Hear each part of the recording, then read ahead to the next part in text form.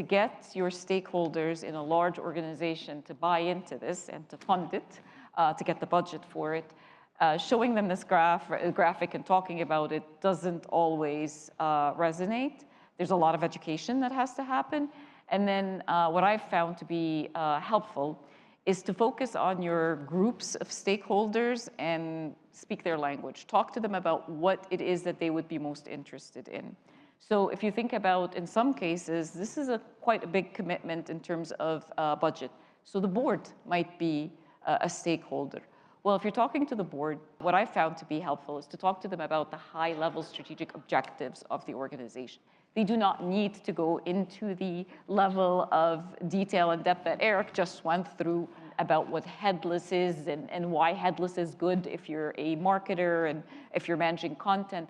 It's more about, well, we want to be a customer-first organization. Let's say that's one of the strategic objectives. Well, we need the technology and the setup that will allow us to do that. And let me demonstrate to you some examples of how we're going to do that. That speaks the board's language. They want to know, how does this align with our overall strategic objectives? And you take it down a level and you're talking perhaps to the CEO or the CFO or both. And they're usually very focused on, yep, strategic objectives, great, I hear you, but how much is this gonna cost me and what am I gonna get in return for it? And so having the ability to talk about ROI, having the ability to say, we're going to check in on a regular basis and show you how this is yielding actual results that you can see that are accretive to our organization. And then last but not least is the IT team. You have to work very, very closely with them. And so also having them being a part of conceiving this idea and talking about this as a roadmap, as a journey, not as a, well, I'm gonna take this and go and do it on my own. And making sure that they are also comfortable with it and understand how it fits in their overall technology roadmap. Oftentimes when marketing is undergoing a transformation, the entity as a whole, the enterprise as a whole, is probably also going through a transformation.